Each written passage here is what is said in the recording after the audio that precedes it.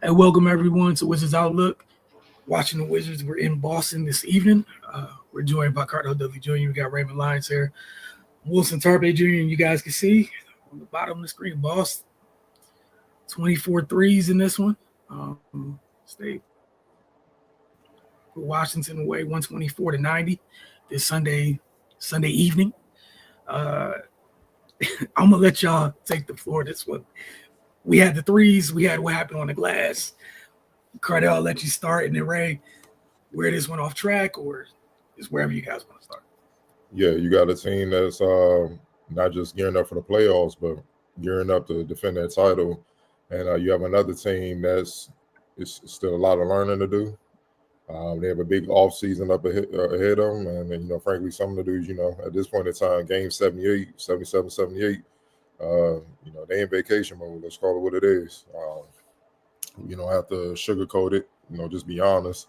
The Celtics, I know they was missing one of their heavy hitters, obviously Jason Tatum.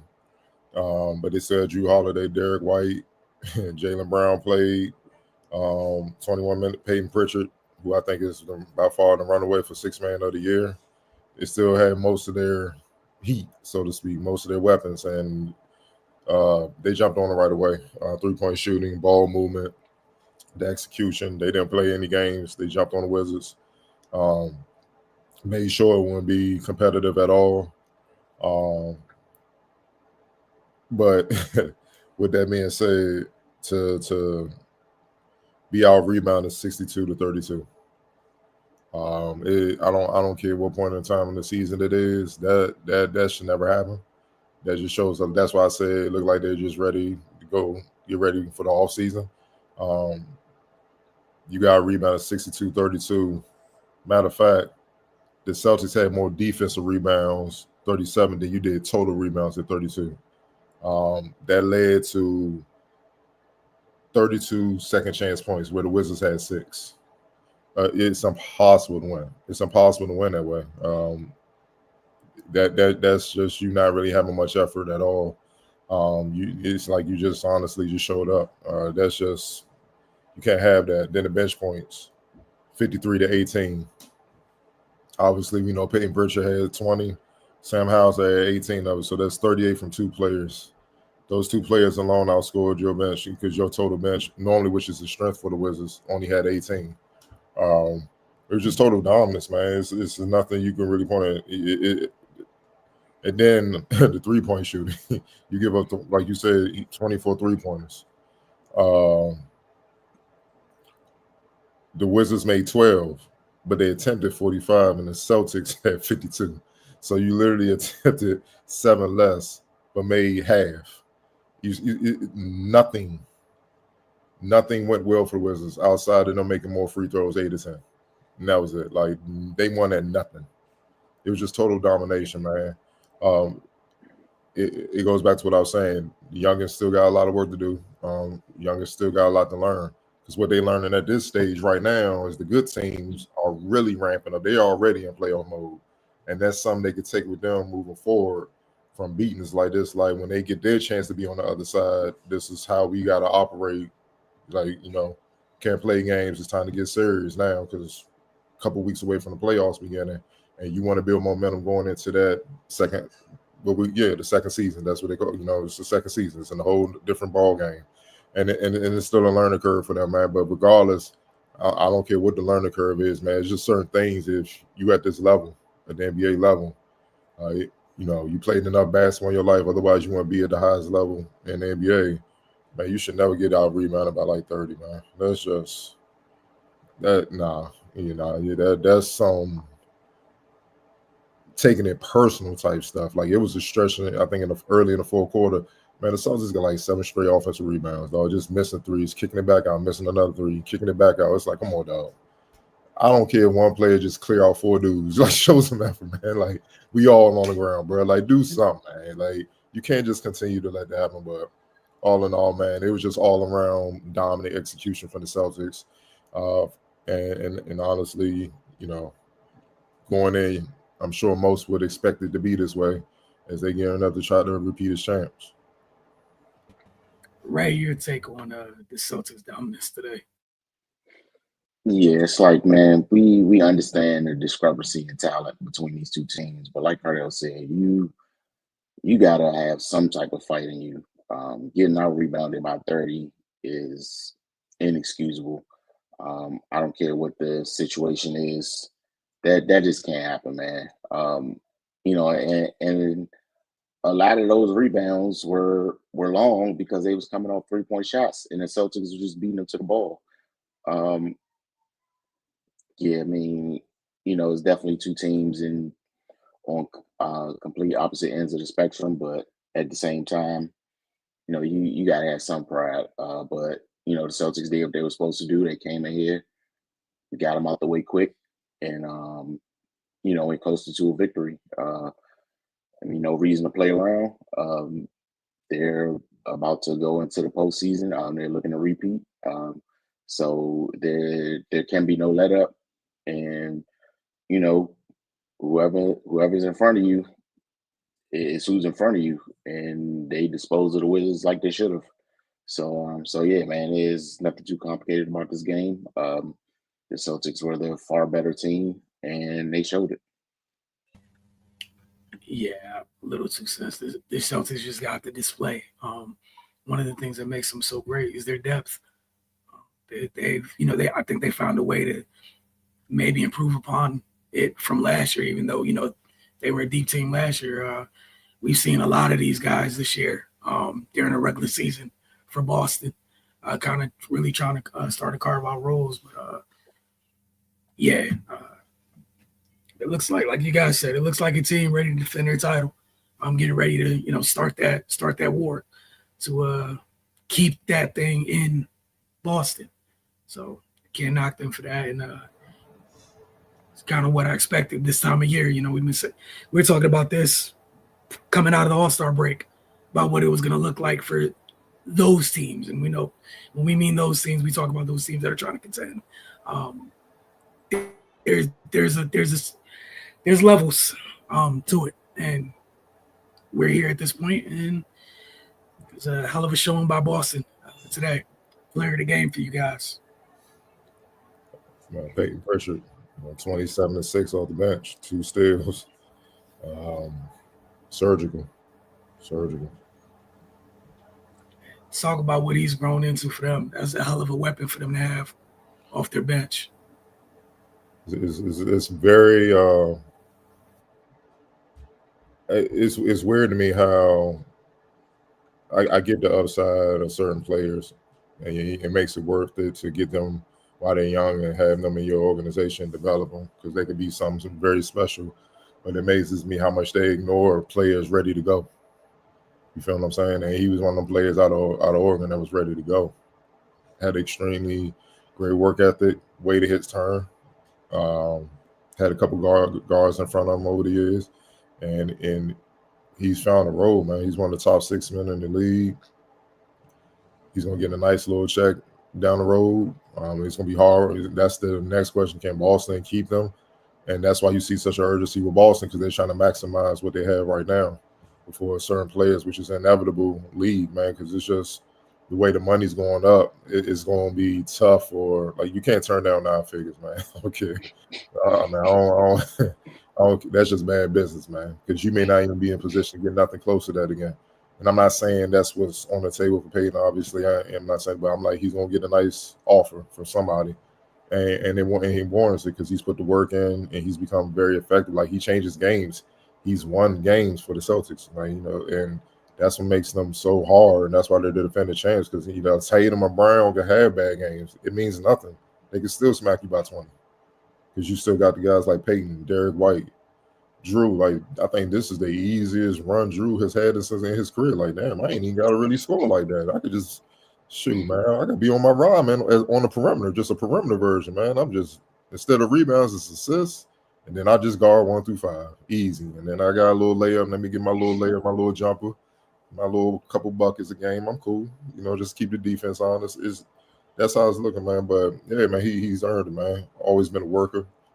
You know what I'm saying? Jim Couch alum, one of the best, come through the program. So yeah, I already knew what time it was for him, man. So with the way he could, and he's complete. Like I said, 7 assists, 6 rebounds. It's not just him being a sniper.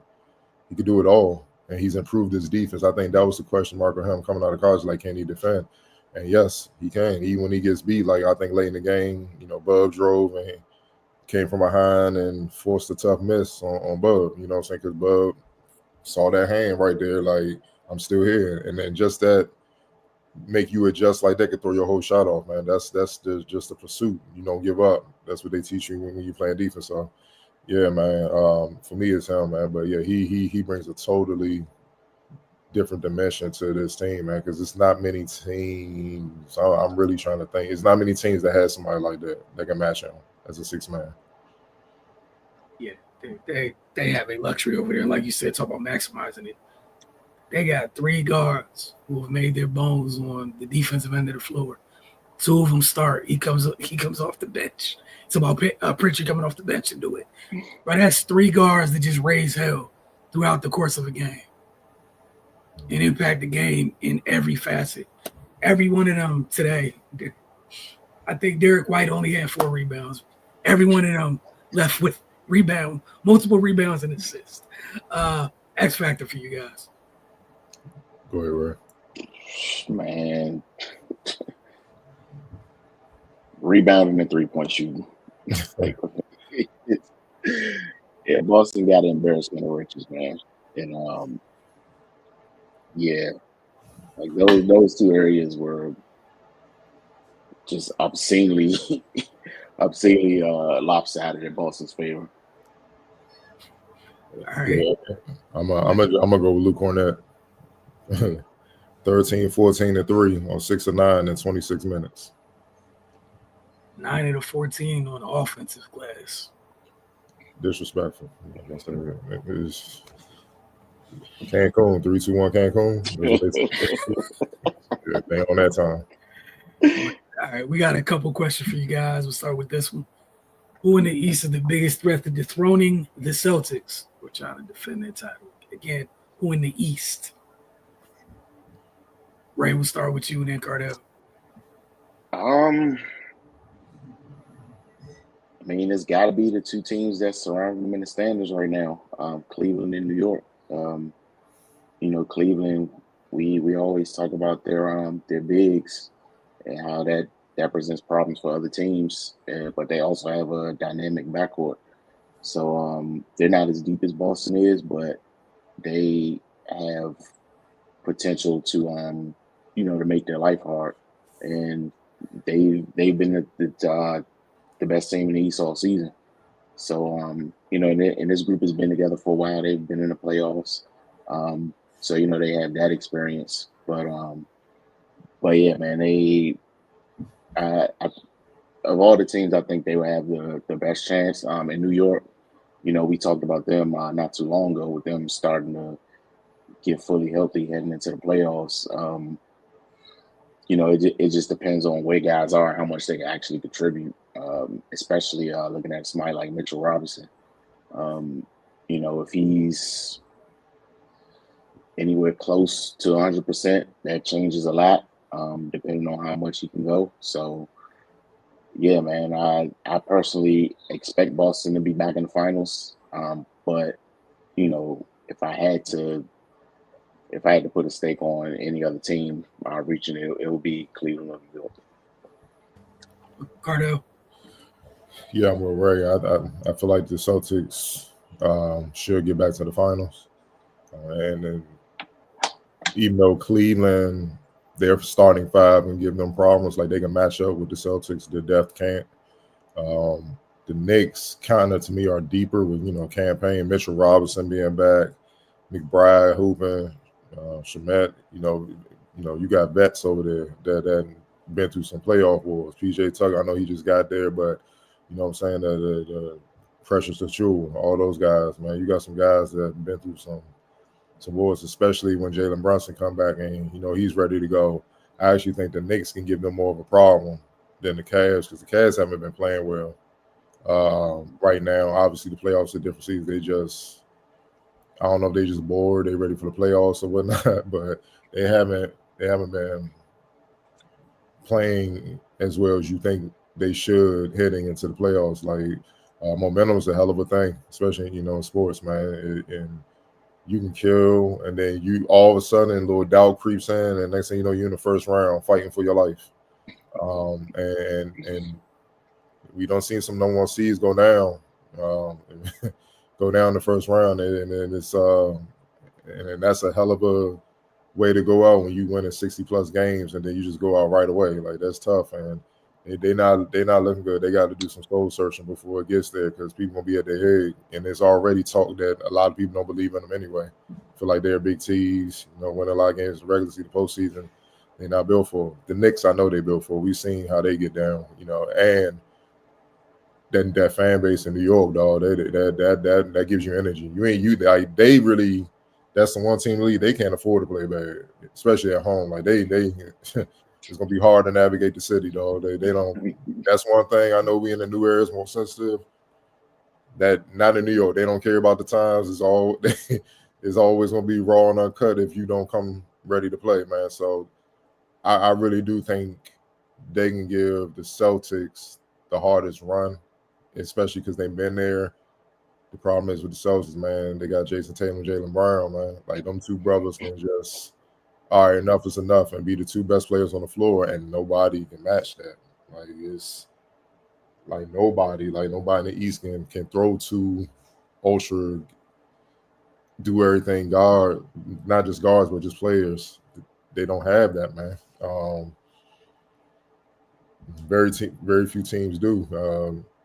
You got to kind of look on the Western Conference to kind of match it, but in the East, no one really has that, man. So it's teams that could be annoying for the Celtics, but if the Celtics are healthy and they doing what they playing up to their full capabilities, it's gonna be tough to put them out. But I think the Knicks and the Cavs are the biggest threat, but I give the Knicks the edge in that because, like I said, just the know-how being there before and how they can play different styles. They can mix it up, or they could play a skill style and still rumble with you.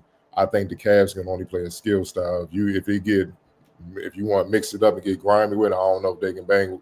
I don't think they're ready to bang like that. You know what I'm saying? That's why a lot of people don't believe in them. And in the playoffs, you're going to have to win a couple games where it's just you're going to have to bang, and all that skill, cute shit don't matter. Like, it's who got the biggest will.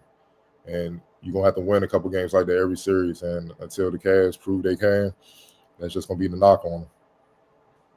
Yeah, I think for what you guys said, I think the Cavs had a better regular season, but New York's New York. I also just like what they added. You have to have wings to deter those two super wings for all the reasons Cardell just laid out. To have a chance, you have to have somebody to slow them down, bother them, etc. I like the Knicks far more with what they present. And I know we're talking about who can possibly stand in the way, and the thing with the Knicks, there's a couple huge ifs there. But the if, and I think, Carter, you brought this up like maybe a month ago, it's about Mitchell Robinson. It's a huge if, but if the if is real, that if can hugely affect that series. And I know it's an if, but the if is if he's on the court. It's not like it's shocking that like it's going to be. We're not asking Mitchell to go drop 30. Just go be Mitchell Robinson and infect the hell out the game. That he can do if he's healthy. But yeah, I mean, is there a better duo in terms of in the East maybe that has a better chance of slowing Boston's down than Mikal and OG? Nah, you throw Josh Hart in there, and that's. I know he probably have to deal with Derek White. He gonna probably have to deal with Derek White, but that's the thing. Like, even Drew Holiday, he got to deal with Brunson. Yeah. You got to have enough bodies to throw at them. Yeah, bro. Even Tatum and Brown, they got a guard from Mikal Bridges OG too. It's not nice off like you kind of got with the Cavs got obviously the backcourt and the bigs, Evan Mobley and Jared Allen and Garland and Donovan Mitchell. That wing position, food, bro. No disrespect. But yeah, that's what Tatum, bro. They like Brown. We can switch up the lineups and that three. That's what I'm saying. But big ass gap. But New York got some three. Like they're not as good as Tatum and Brown, but by committee they can make them brothers work, and that's where the series get interesting. And then couple L's and in New York, and then it can get tricky, man. It can get funny. You know what I'm saying? Drew got to be healthy because he got to deal with Brunson. You see what I'm saying? And then Brunson, the thing about injuries that people kind of ignore, yeah, you coming back, you rusty, but you fresh. We ain't played in a while, so he gonna have big energy. He gonna be like, let's get to it. Like, it's gonna be an urgency. Then obviously you got that evil coach, but then the X factor for me in that series is Karl Anthony Towns. The Celtics, they don't really have nobody to rumble with that do outside Al Horford. Like no disrespect. I mean, Luke Cornett, Sam Hausen, and that, you know, I know Karl Towns looking at that like that's food. I can eat all day. So if he play like he's capable of playing and bring the same, you know, and get after defensively, and against New York, it shouldn't be no reason why he shouldn't, because if they're not hitting threes with Cornett and Hauser, they're not gonna make you work one-on-one like that. You know what I'm saying? Like, and they're not like pick and roll bigs like what he had to deal with them against Dallas last year with Minnesota. Well, you know what I'm saying? Stuff like that, man. It gets interesting. That's all I'm saying. It gets interesting, man. And yeah, they may not have the Tatum and Brown might have the edge because they've gotten it done, but Brunson and Karl Anthony Towns ain't that far behind, man. The second question tonight, and again, looking forward to the playoffs. Now we're just a couple weeks from that getting going. Which player do you feel would be a good selection for the Wizards at 20th overall in the upcoming draft? Cardell, you want to start here, and then we'll go to Ray, or Ray, did you want to start? I'll go ahead, man. Anyway, Yeah. it depends on where they go with wherever they fall in the lottery. So let's say they get the first pick. Let's say, all right, whatever. Or if they don't, let's say somebody else get Cooper Flag. Number one, get taken to Cooper Flag. I think it's two scenarios. If you go, say, you get Dylan Harper to go in the backcourt, fine. You don't need any wings, but you need to show up there front line. I think with the 20th pick, you got to get, me personally, I would get a big that's ready to go, not a project. Like somebody, one of them 24-year-old, 23-year-old guys, I'm ready to be a pro right now. You know, come in and produce and give you production to speed up that learning curve with the experience that these young bulls have gotten. You see what I'm saying? Somebody like Johnny Broom from Auburn or Danny Wolf from Michigan, somebody like that come in, we ready to go. All I need to do is learn the system, fit in with the guys, and when we ready to go. You can't forget, you got Sar, you still got Vucevic. So, and what I mean is a big that has some weight on him, some bulk that's gonna bang, get you boards, but make plays and mix it up down there. You got the skill bigs with Sar and Vucevic. Hopefully they get in the weight room this summer, add a little bulk, and then that really will make the Wizards more formidable up front. So that's one option. If it's another option where you take a big, let's say, all right, man, we're gonna get the size now. I believe in the upside of this kid at Duke, Maluk or something like that. Say you draft him or something. Then later on, I would get I would switch it up. I would get a proven guard, like kid from Florida, from Walter Clayton, somebody that's ready to go, like can run a team, hit shots, defend, understand how to play and stuff like that. And you got somebody, they don't have NBA experience, but they have a lot more basketball experience, and they're more poised, and they're more mature, and they're ready to go. You see what I'm saying? So that learning curve, because to me, if you're a competitive organization, what it appears they're tracking towards, we will see soon. I feel like this year was about development, no doubt. You got this year for development. Next year, let's compete for the play-in. Like let's be eyeing that the play-in. If we look at it in the East, it shouldn't be too far-fetched play in Miami. 35 wins. After that, it's 29 for Toronto. You ain't even got to be 500 to get the last play-in spot, bro. So you add the talent that's going to be in the draft, this upcoming draft, with this young core who has now a year of experience and had a year to work on their weaknesses after understanding where I'm flawed at regarding the NBA game. You know, like the Wizards sitting on 17. You can't double that next year? I'm not even asking you to get 500. Just double that and you in the play-in. That's progress. So now you get postseason experience. That's what I will focus on.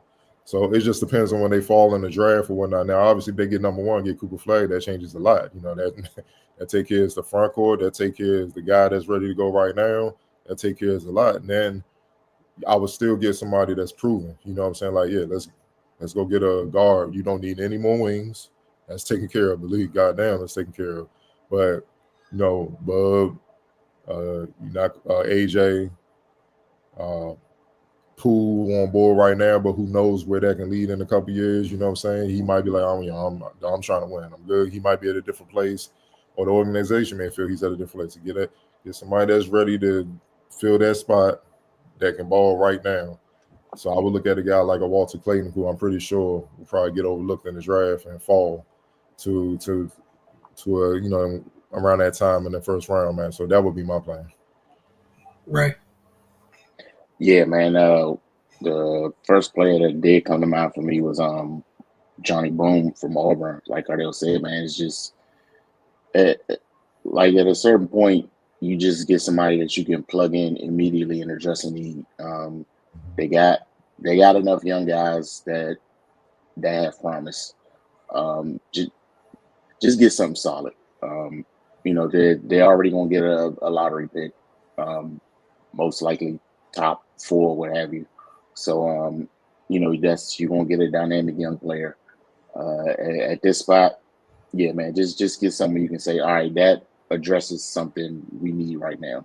So and until further notice, they definitely need bulk in the front court and somebody that's gonna mix it up. So yeah, I think that's a safe pick at that spot. We already know he's tough based on his performance in the tournament. So yeah, man, and then the guys they have, like Ardell mentioned, Sar, Vucevic, they'll get their bodies right over the summer so they can join the party as well. Because especially after watching them get out rebounded by 30 tonight. Yeah. Get somebody that's going to get in there and get nasty with some people. So yeah, man, that's where I'm at with it. Yeah, I was hoping when Cardell went that he didn't say his name, but I knew he would. But first thing I was thinking about was Danny Wolf right there. Please go get another big in the front court immediately, and at least like you guys said, it has to be somebody ready to go. Like you in that trade, when the Kuzma trade, you got AJ Johnson, which is great. But to me, that's another developmental piece that you're waiting to groom and work with, which is wonderful. You guys were just talking about Peyton Pritchard, the road he had. Not saying go get someone like Peyton Pritchard, but in the same vein that you guys were talking about, get somebody who's ready to come in and contribute regardless of where it is. It doesn't need to be on the wing like you guys said, whether it's in the backcourt, but for the love of God, please, please, please, please strengthen up that front court. I want to see people getting thrown out the paint. I need that. And I like what Wolf brings because it's a nice mix of he's still in the vein of what the other bigs like to do, except he's physically more mature than both of them already. But yeah, they got to straighten that front court, man. Need somebody that can anchor in there at some point. It's great that Julian Champagny does a great job crashing the glass. He does not need to be the team's leading rebounder that much. And it's kudos to him doing that, but imagine what it looks like if he's coming in to crash and help, a la Josh Hart, versus you need the 13 rebounds to get out of games or stay in games. Versus right now, it's been at least 5 games in like the last month where he's the leading rebounder for Washington. That's not okay. All right, that's just not okay. I'm kind of in a thing of whatever happens early, strengthen the front court. Again, strengthen the front court. It just needs to happen. Go ahead, Cardell. And that's just what we know. We don't know what's coming from overseas between now and when they start the pre-draft stuff, man. But I know one thing, like I say, I was running the Wizards front. Look, it will be a whole workout at 20, nothing but bigs. And one of the drills will be a rebounding drill. And whoever win that, he's at the top. That's how dire. Like, you can't ignore that now. It's been quite a few games where they've gotten out rebounding by double digits. 30, bro. Come on, son. Especially when you got the number 2, like Sar. Come on, bro. You gotta take that person. That's you. That's you, bro. Like, fine. If you gonna get out rebound by 30, I got 15. So don't look at me. Look at them other dudes. You know what I'm saying? What do you have tonight, dog? Like, hold on. What do you have? I want to say somewhere between 4 and 6. Yeah. Yeah, 4. But Champagny had 13 and 6'6". The two-way dude that just got signed early in the year. Nobody else on the team had more than more than 5, and that was Anthony Gill, the vet. Nah, bro, that's just inexcusable, man. So yeah, it's because you're not gonna win if you can't get the ball, man. I don't care how skilled you are, how good you shoot, how athletic. It's impossible. And again, looking around the East, we've just been talking about the East. We've mentioned front courts this entire time.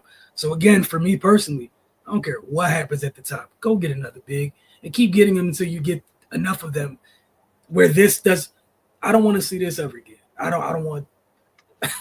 I don't need this, because even if, say, you build it, keep building up, as soon as you run into a team that does do that, go on. There's no getting around that part of it. Yeah, bro. Well, Lock, Sar, and Vucevic and the Bane dungeon, man. Like lift all summer. Like we don't want to see you till training camp, bro. And you better come out just walking, like I'm ready, bro. Like all right, yeah. Like we gotta be on that type of time, man. Like it's real. I mean, you're not winning. Like it's impossible, man. And not only what that does for the rebounding part of their game, but it fully helps the rest of the game out if they both get stronger. But again, because there's a lot of stuff they do skill-wise that can't be completed now because they don't have enough strength to anchor. And again, I know they're both babies, so I get that, but just going to keep driving this point home of why it's so important that they get that. Just they literally right now don't even have enough functional strength yet. They have to get that. Like literally look at where what is it? Is this year 3 or 4 for Mobley in Cleveland? Because it took him a little bit, but I'm just talking about it in terms of using the example of the jump. When we saw the functional strength kick in, it changed things for him. All right, sure, but what did he do? He committed. Yep. It's a whole story on him after his first year. He was getting thrown around. He literally built a weight room in his house, and he was just waking up lifting. You got to have that type of commitment, like for real, bro. Because guess what? These other guys that's throwing you around, they've been lifting and going to continue to lift because they want to keep their job. So you got to catch up to that. Like this is where we, us always we look at these youngins and be like, sometimes y'all need to just shut up. Like we know what we talking about. Like y'all think all this skill stuff is cute, it's pretty, until somebody put a forearm in your chest or something like that, and then it ain't pretty no more. You see what I'm saying? You gotta be able to hold your ground on both ends, whether you driving. Like I saw the dunk with Anthony Edwards. If you slow down, look at it, homie cut him off and made contact with him and didn't even feel him. He ain't knock him off course. It was just a bump. He ate that joint, went up. Homeboy just got dunked on, had to duck out the way. That's being in the weight room. That's what that does. And I know the Timberwolves, they left after every game. After every game, bro. It's not a game over there. So that's why they're able to be sustained and be ready to go and stuff like that. I can't speak for the Wizards or whatnot. But whatever they're doing is, you can tell it's not enough, but he's a rookie. And the thing is, Saul been a pro for a while. He was in the G League Ignite program, NBL program. We all know where his trajectory is headed to where it eventually happened, where he was a top 2 pick. You know what I'm saying? So he has to get that. Vucevic is different. He's more of a project that came in, that the new regime inherited or whatnot. He got to get on that time too. Now he do have some nastiness. You see him get in there, face a couple people he fell across the line or whatnot. Okay, but you're not gonna get anybody nervous when you weigh as much as them at 7 feet, bro. like the guards looking at you like, come on, bro, our body slam you. It is what it is. But when you 215, 220, but you come back, you 245, 250 next season, is different. It's a different ball game. The bigs got to step in like, oh, you ain't gonna be talking to our little guys like that. It gotta be. You want that. You want that. And that, you know what I'm saying? So they gotta put the work in. And listen, like you said, man, I want them bigs that already been building. Yeah. No more projects like it. No disrespect. I love the skill. I need some nastiness, man. I'm over it, bro. I can't take that from my big. You wonder where I'm at though? It's kind of like we got 2 of them. That's balanced. Now give me 2 more of the other types. Exactly. Cool. That's right. like I can respect it. So while you're on your way there, go get me 2 so y'all can play the 4 while they play the, and I'm cool. Or the nights when it's a little 2, come here. bullpen, but you have to have them, man. Like it's just important. If we watch other bigs go through this, it's because of in this day and age we've watched it happen. Shouldn't have to happen because once upon a time you lift it the whole way up, but another story, another day. We leave that alone. But it's imperative that they fix that part of the game. It will make they fix that for themselves. It'll make life so much more easier. And before we get out, I was listening to the OG podcast on Lonzo Morning, Georgetown legend, Hall of Fame, all that. He said he started lifting weights he started at Georgetown, but he really started lifting weights when he got to the league because he was looking at Shaq. So he like Shaq coming in at 300. I'm 6'9", 6'10". I'm coming to the league. I'm 235, and Zoe got up to about 255, 260 because he started lifting, bro. He's like, he said, y'all have no idea how it was to just keep this dude from trying to get to the block with and we could put our forearm on him and all that. Like he said, y'all have no idea how grueling that was because he said once he planted in the paint, it was over. It was nothing you could do. So I'm fighting with this big boy. It's like he kept me in the weight room, understanding I had to deal with that, especially in the early years when Zoe was in Charlotte and Shaq was on Orlando. They in the same conference. They playing 4 to 6 times a year. So there's no way they can avoid one another. You know what I'm saying? And, they did two big men in the same draft, competing with one another. You know what I'm saying? So, yeah, these bigs got to keep that same – they got to think like that as well. Like, dog, I got to – Wemby going to come back strong. I got Giannis. I got to keep up with that. Jokic and B get healthy. That's how you should be thinking. Like, I got to keep up with that. So they won't come in here and just go to work. Like, fine, the Wizards beat the Nuggets early this season. But Jokic had like 56, 18, and 7 or something like that, man. Come on, bro. Like that bro, we know what time it is, bro. Like that right there would have got me in the weight room. Like, nah, I can't even sleep right that night. It's gonna be a long time before I get over that. Like even though we won the game, I can't even enjoy that win if I'm a big, because it's like, damn, he really did us like we a little ass kid. Like the team won the game, but the L's were taken. Like that was hey man, that's tough. The team pulled it out. Like the team players like, nah. Front court, that's tough. That man outperformed like look, everybody. Man, it's imperative that it happens. And again, I want to make sure it's clear. It's not the end of the world. It's year one. It's just important that it happens. Like we seen Wemby took it seriously between year one and year two. It clicked for him. So I'm sure, again, you got your fellow countrymen. Bilal took it seriously between year one and year two. Didn't look like the biggest of games, but we saw it this year because it went from getting knocked out the air to putting people in the basket and people moving out the way. It's going to happen little by little. And of course, neither Alex or Tristan coming back next year 40 pounds heavier. It's going to happen little by little. But again, the importance for it, and even I'm just looking for just the little incremental gains. It's going to be huge for them. It's going to go a long way. Because before Bilal went down this year, acting different because, again, that what used to bother him a little bit, knock him off track, it took more to do it. Right, man. It literally took more. Just as a quick little example. And that's for all of them, Keyshawn, Bub, the entire group. Yes. AJ is a bouncy and is athletic and is fun of the plays we've seen AJ make this year. Imagine what it looks like when he's not able to get pushed off his line so easily, because it's happening now. There's more plays that could be made, but he got to back up, retreat, and then go back at folks because someone was, nah, you're not going by. It's not happening. That functional strength is important. Yes, man. And what, as a big guard like Bub, I'm really looking at Bub in this situation. Can you imagine when he gets stronger and he's able to post up now and really dictate the game from the post with how lethal he is from mid-range and how he can pass the ball? Like, you could post him up and run the offense through him and get them guards in trouble, dog. You know what I'm saying? Like, it's like what I know he has a different body type than Jalen Brunson, but, when we talked about how I hate when they say he's a small guard, I'm like, he's short. He's not a small guard, dog. Like, he bullies bigger 6'4", 6'5" guards on that block mid-post all the time. And then when he get them a couple times and they embarrassed because they got the short dude going to work on them, being overpowering them, now he got him in the palm of his hand because that's when he do all the crafty reverse pivots, up and unders, and all that other and crossover. And now they just all out of whack. And he got him. And now we saw him coming to DC and do it early in the season to the young boys. You know what I'm saying? So, yeah, that's the next level for them. You got to get strong. So, because now, Bub, like, yeah, let me get Mark Jackson mode. Let me get in this block. You got to come double because I'm a murder your man. You know what I'm saying? Like, I'm gonna get the bucket. Somebody gonna be lighting y'all up. They can cut off of him. It's just so many. It makes so many more variables and options for this team moving forward that makes them better. That's why I'm saying this regime, they drafted good.